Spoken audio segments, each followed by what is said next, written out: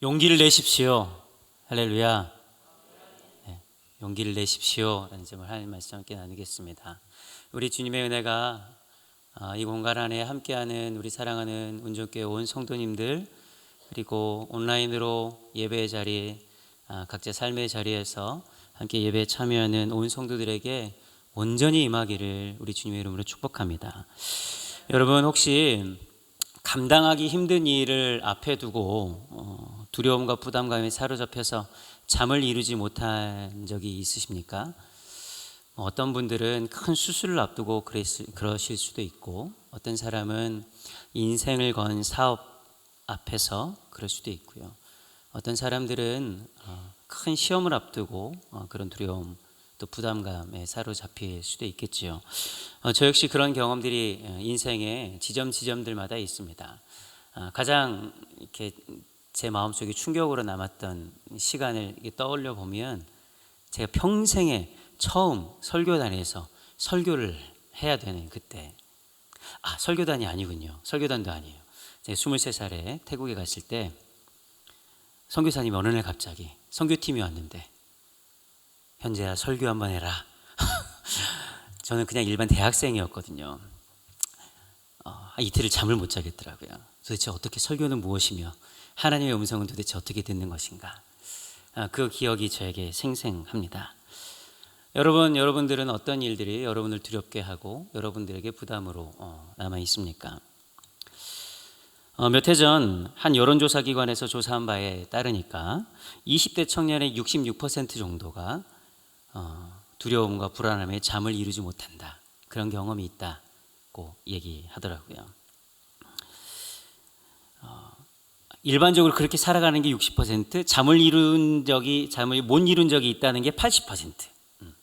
엄청나게 많은 숫자지요.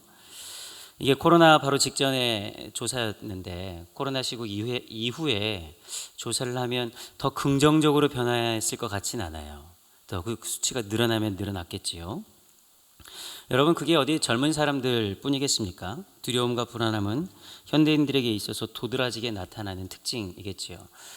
한 사람의 인터뷰를 잘 들어보십시오. 제가 읽어드릴게요. 나 혼자 할 수 있는 것이 아무것도 없는 거예요. 불안함이 항상 내재돼 있고 개인의 의지가 너무 약해서 일어나는 일이라고 치부돼 버려요.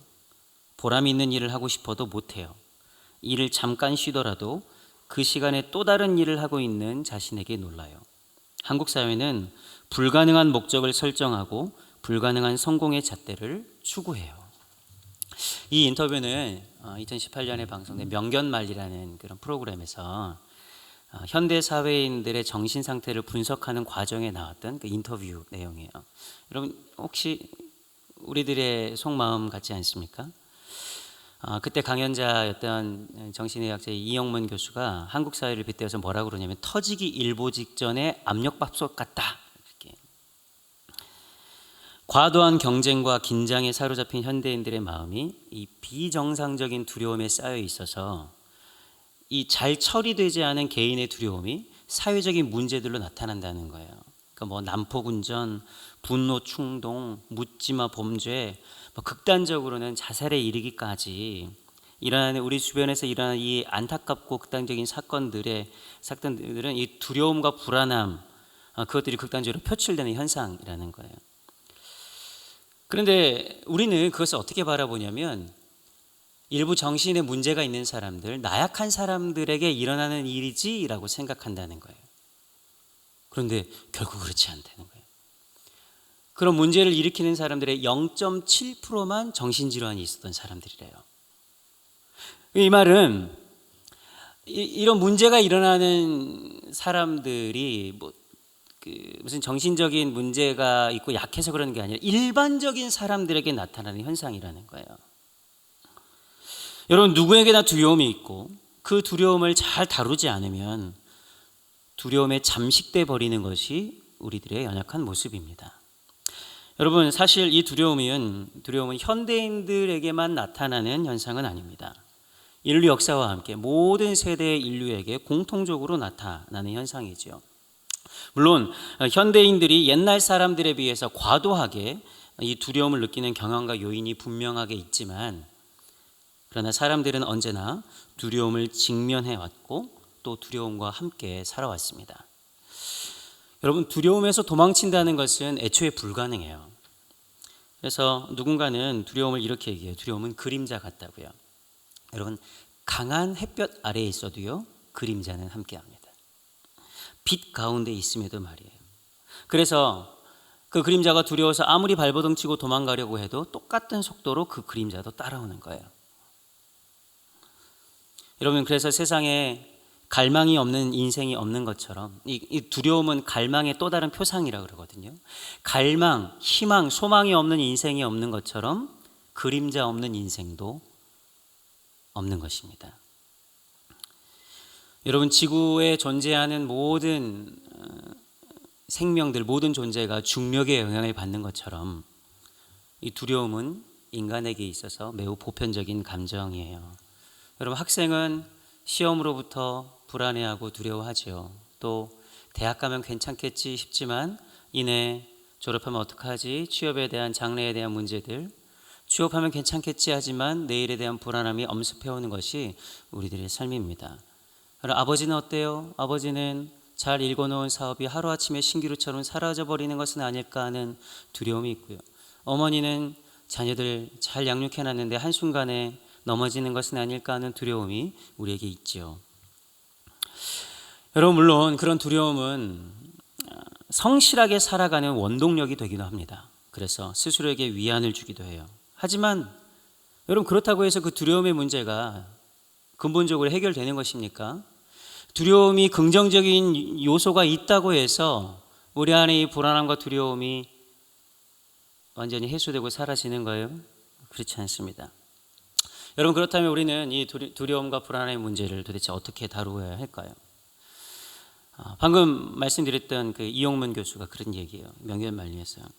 우리는 두려움과 평화롭게 공존해야 된다.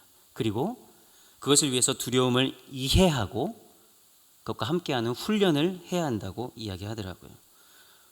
여러분, 그러면 도대체 우리는 두려움을 어떻게 이해하고 그것과 함께 평화롭게 공존하기 위해서 어떤 훈련을 해야 하는 걸까요? 오늘 우리는 본 말씀을 통해서 두 명의 인물을 만나게 됩니다. 오늘 우리가 읽은 본문은 아니지만 이 앞절 2절에 오늘 모세가 여호수아에게 이스라엘 백성에게 하신 이유에 대해서 설명합니다. 2절 함께 읽을까요? 시작. 그들에게 이르되 이제 내 나이 120세라 내가 더 이상 출입하지 못하겠고 여호와께서도 내게 이르시기를 너는 이 요단을 건너지 못하리라 하셨느니라. 여러분, 모세가 120세가 되었습니다. 그럼 모세가 80세의 부르심을 받았으니 40년간 이스라엘 백성들이 이끌었죠. 그런데 이제 그는 늙었고 백성들 앞에서 출입할 힘이 없어요. 모든 힘을 쥐어짜내서 사명을 잘 감당해 왔지만 이제는 그에게 남아있는 기력이 없습니다. 모세가 그것을 알고 하나님께서도 그것을 말씀하셨어요. 여러분, 이 이야기를 하고 있는 모세 앞에 있는 이스라엘 백성과 여호수아는 어떤 마음이 들었을까요? 이처럼 두려운 일 없는 거예요. 지난 40년 동안 어떻게 시간을 보냈습니까? 광야 한복판에서. 도대체 이스라엘 백성들은 무엇을 의지하고 누구와 함께 이 광야를 통과했냔 말이에요. 물론 그들의 대답은 정답으로서는 하나님과 함께지만 하나님은 모세를 통해서 이스라엘 백성에게서 일하셨고 모세를 통해 하나님의 현현을 이스라엘 백성들에게 보여주었어요. 이스라엘 백성들은 광야에서 40년간 머물면서 이 모세와 함께 가나안 땅을 향한 열망과 갈망함을 키워가고 있었던 것이죠. 그런데 지금 오늘 모세가 이제 나는 죽는다, 너희와 함께 가나안 땅에 들어가지 못한다고 하나님께서 내게 말씀하셨다. 여러분, 출애굽 1세대는 불순종으로 인해서 가나안 땅에 들어가지 못하는 심판을 받았습니다. 그 출애굽 1세대가 다 죽기를 기다린 시간이 지난 40년이에요. 자신들의 아버지, 자신들의 삼촌, 자신들의 선배가 광야 한복판에서 죽어가는 출애굽 2세대예요. 경험도 없어요. 능력도 없어요. 경제력도 없고요. 앞으로 그들을 이끌어갈 리더십은 모세 한 사람이었는데 그도 이제 사라지겠다는 거예요. 이제 누가 모세를 대신해서 그들을 인도할 수 있겠단 말입니까? 하나님의 선지자 모세가 함께 할 때도 그렇게 힘든 시간을 살았는데 이제 모세가 사라진다니까. 이스라엘 백성들을 패닉 상태에 빠뜨리기에 충분한 소식이지요.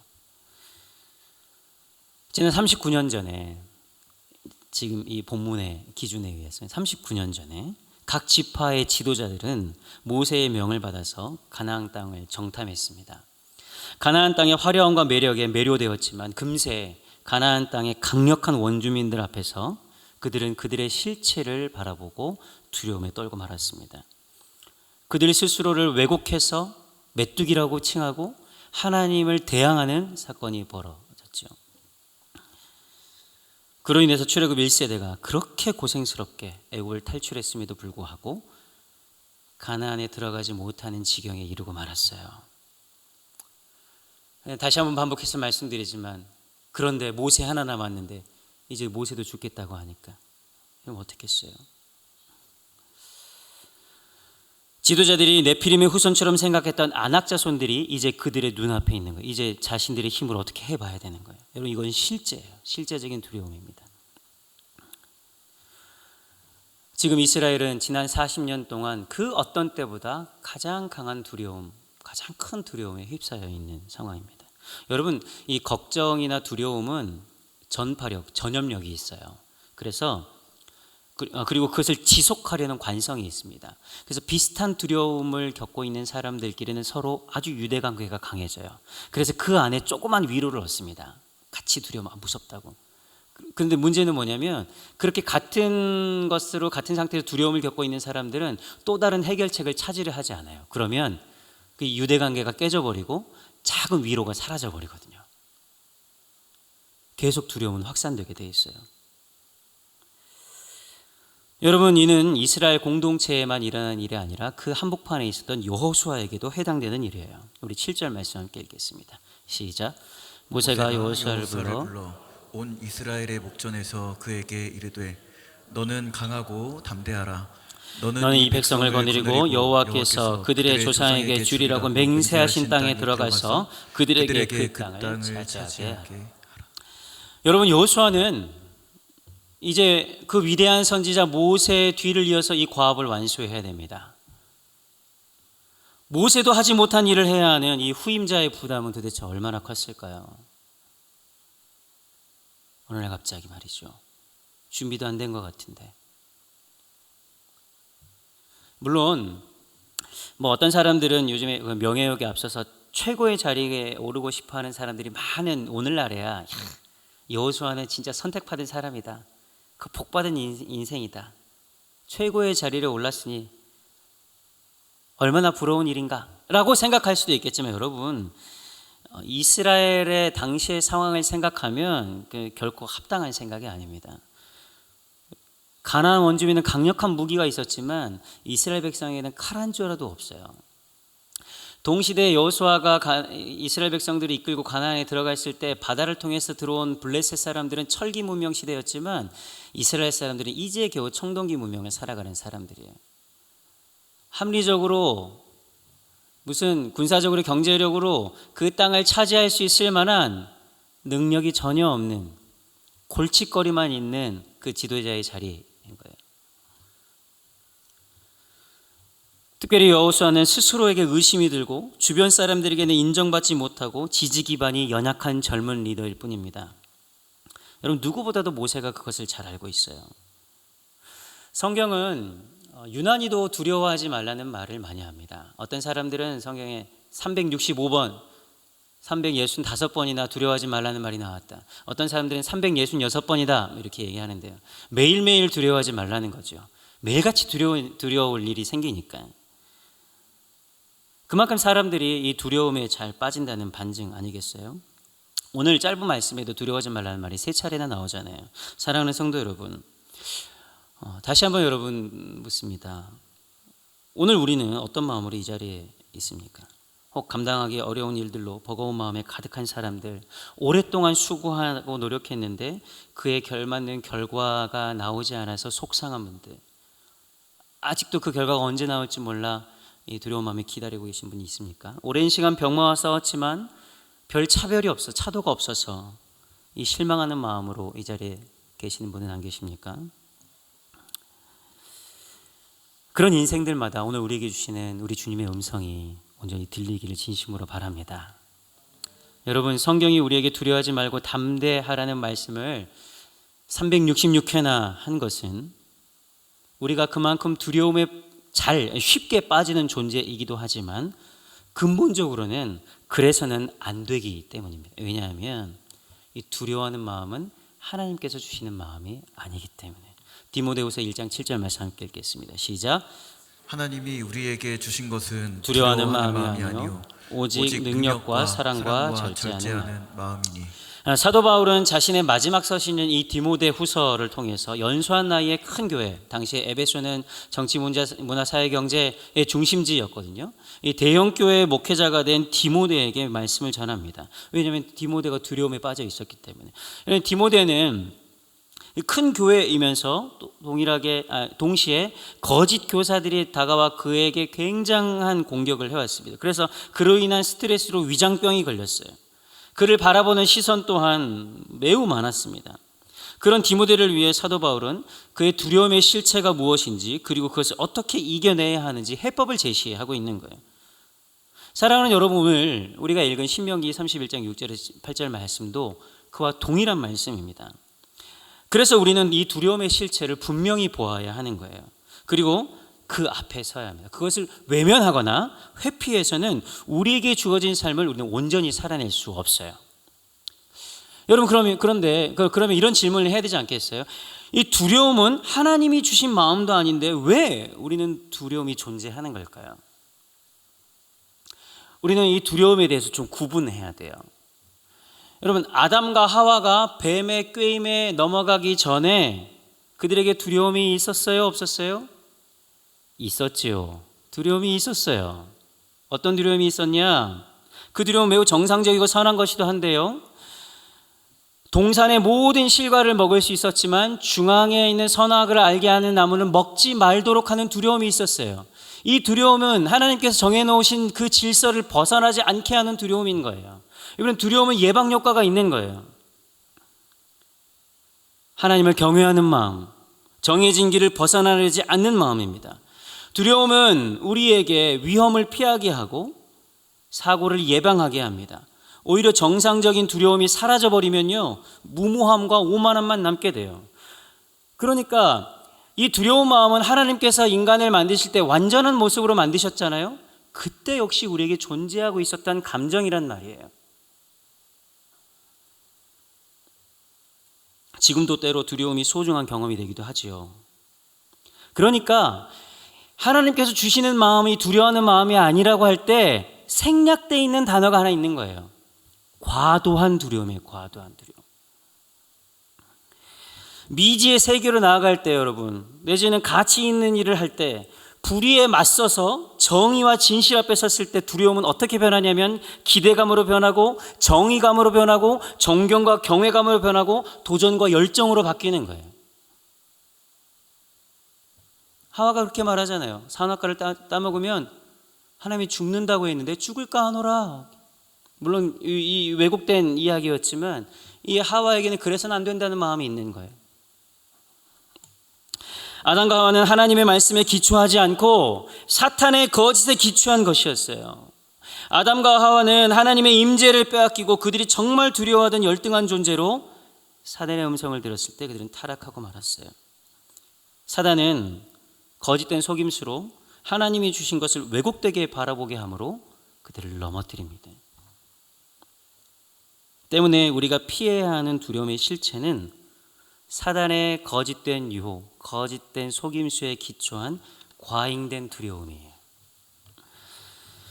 사단의 거짓말에 기초한 두려움에 반대되는 두려움은 하나님의 말씀에 기초한 경외감, 다른 말로 말하면 두려움 앞에서 정직하게 서는 용기입니다.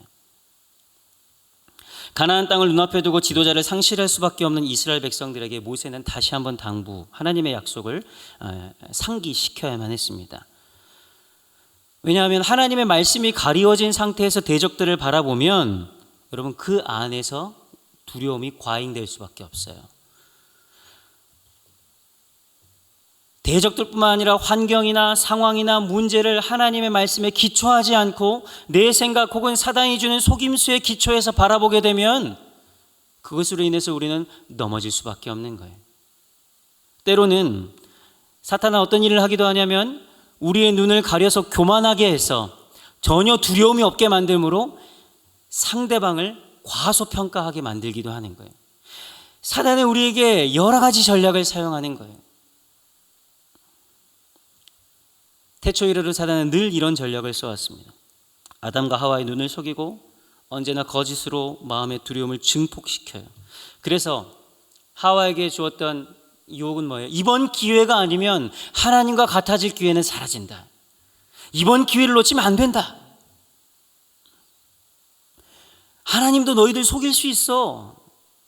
하나님이 속이는 거 이걸 먹으면 선악을 알게 되는데 나랑 똑같아질까, 하나님이랑 똑같아질까 봐 못 먹게 하는 거야.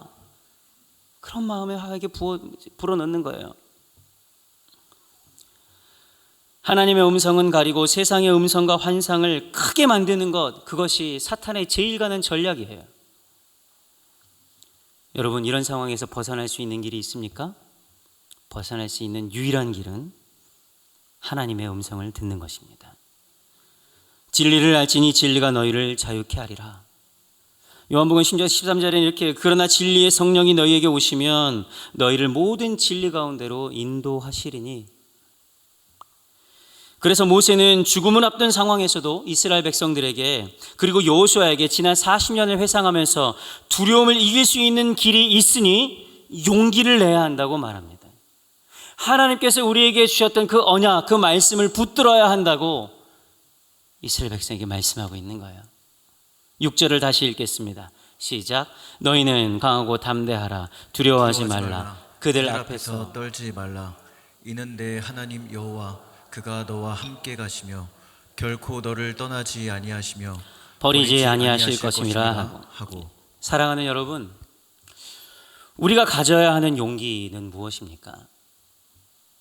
불안하지만 불안하지 않은 척, 무섭지만 무섭지 않은 척 큰 소리를 치거나 딴청을 부리는 것일까요? 아니요, 그렇지 않습니다. 오히려 용기는 자신의 연약함과 불안함과 두려움을 하나님 앞에 그대로 올려드리는 거예요.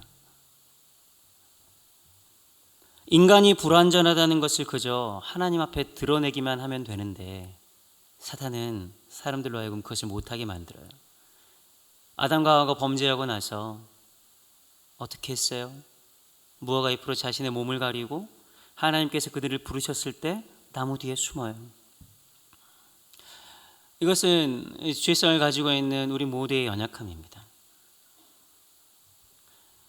모세는 하나님께서 그를 부르실 때 자신의 연약함을 있는 그대로 드러냈습니다. 그때 하나님은 내가 너와 함께 하겠다는 약속의 증표들을 보이심으로 그 연약함 모세임에도 불구하고 그들을 이끌어 가십니다. 모세가 살아왔던 삶은 두려움이 없는 삶이 아니었어요. 자기 자신의 연약함을 잘 알고 앞서가시는 하나님을 신뢰하는 삶이었습니다. 그것이 여러분 진짜 용기인 거예요. 그래서 사도 바울은 내가 약한 그때 곧 강함이라고 말씀하지 않았습니까? 우리 예수님께서도 십자가의 죽음 앞에서 겟세마네 동산에서 할 수 있거든 이 잔을 내게서 옮겨달라고 우리 하나님께 자신의 연약함을 그대로 드러내셨습니다. 내 스스로가 당면한 문제를 해결할 수 있는 능력이 없는 사람이라는 이 연약하고 부끄러운 내면을 주저없이 하나님께 드러내는 거예요. 여러분 자신의 모습을 이렇게 수용할 수 있는 것은 엄청난 용기, 실로 어마어마한 용기가 필요한 일이에요. 내가 잘못되어 있다는 것, 내가 부끄럽고 연약한 사람이라는 것, 거짓된 사람이라는 것을 하나님 앞에조차 드러내는 것이 얼마나 용기가 필요한 일인지 여러분 모세는 오늘 약속의 땅을 눈앞에 두고 다시 한번 자신의 한계를 고백합니다. 자신은 더 이상 이스라엘을 이끌 힘이 없고 심지어 요단을 건너지 못할 것이라는 하나님의 음성을 들었다고 말합니다. 지도자인 그는 자신의 한계를 이스라엘 백성과 여호수아 앞에서 그리고 하나님 앞에서 온전히 드러내요. 여러분 그것이 중요한 이유는 이 과정을 통해서 마음의 두려움의 실체가 드러나고 이 두려운 마음을 용기로 전환할 수 있는 기회를 얻을 수 있기 때문에 그래요. 우리의 연약함을 아시는 주님께 우리의 마음의 자리를 내어드리고 하나님께서 일할 수 있는 마음의 자리를 확보할 수 있는 길이 유일한 그 길이기 때문에. 그리고 모세는 당당하게 이렇게 여호수아에게 요청합니다. 7절 함께 읽겠습니다. 시작.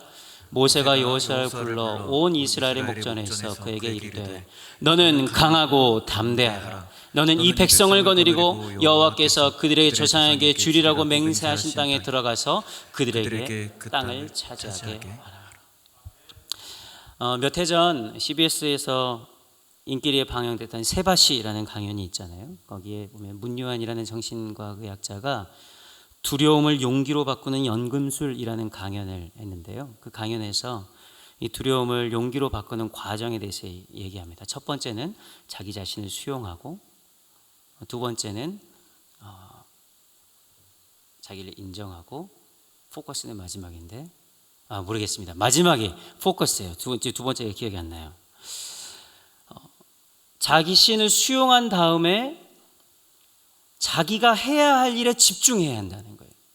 무슨 말이냐면 외과 의사나 비행 조종사나 다이버들이나 이렇게 극한의 직업을 갖고 있는 사람들이 그 일들을 능수능란하게 하는 걸 보면, 야, 이렇게 무서운 일을 어떻게 하나 이렇게 생각하잖아요. 그런데 그 사람들에게 두려움이 없는 게 아니라는 거예요. 엄청난 두려움과 압박감이 있지만 그들이 계속해서 집중하는 것은 내가 다음에 해야 할 것이 무엇인가에 계속해서 집중하고 훈련한다는 거예요. 운동선수들도 마찬가지예요. 올림픽 마지막 양궁 경기에서 마지막 한 발을 쏘기 위해서 그 한 발에 이 금메달과 은메달이 가려져야 되는 그 상황에서 얼마나 많은 두려움과 압박감이 오겠어요? 그때 양궁 선수들은 무엇을 하냐면 자신의 호흡에 집중하고 관역을 바라보지 않고 자신의 몸을 생각한다는 거예요. 수만 발, 수천 발, 수만 발, 수십만 발을 쐈을 그 자신의 몸, 자신이 무엇을 해야 되는지 이 메커니즘을 기억하는 것이죠. 중요한 일을 앞두고 있을 때 사람들은 이 뇌에서 이렇게 반응한다는 거예요. 큰일 났다, 이렇게 반응한다는 거예요. 그게 두려움의 실체인데, 근데 큰일 났다고 생각할 때 어디에 집중하라고 하냐면 큰일 난 것이 아니라 내 몸이 중요한 일을 하기 위해서 지금 적절하게 움직이고 있다고 생각하라는 거예요. 포커스. 오늘 여러분 모세는 여호수아에게 그대로 행합니다. 이게 3,500년 전에 모세가 전한 말씀이지만 오늘날 정신분석과 흐름과 똑같아요. 강하고 담대한 마음으로 그 땅에 들어가라. 들어가라. 백성을 이끌고 그 땅으로 들어가라. 그것이 네가 해야 할 과업이고 다음에 행해야 할 행동이라는 거예요. 여러분 어떻게 그럴 수 있어요? 모세는 이런 경험이 있거든요. 두려움을 안고 있었지만 홍해 한복판에 이스라엘 백성들을 안고 들어가요. 두려움에 가득 차 있었지만 바로의 궁전에 아론과 함께 들어가는 거예요. 이제 그 일은 여호수아에게도 일어날 거예요. 두려움에 가득 차 있었지만 여전히 요단강의 물이 흐를 때 그들은 요단강 한복판에 발을 담글 거예요. 여러분 모세는 분명히 알았습니다. 자신의 끝이 결코 이스라엘 백성의 끝이 아님을 말입니다. 오히려 모세가 경험했던 그 하나님, 그의 인생과 함께 하셨던 하나님께서 그와 함께 계셨던 것을 그가 신뢰했기 때문에 자신이 죽더라도 자신이 사라지더라도 이스라엘 백성들은 끝나는 것이 아니라 이스라엘 백성에게 새로운 길이 열릴 것이라는 것을 말입니다. 8절 말씀 함께 읽겠습니다. 시작.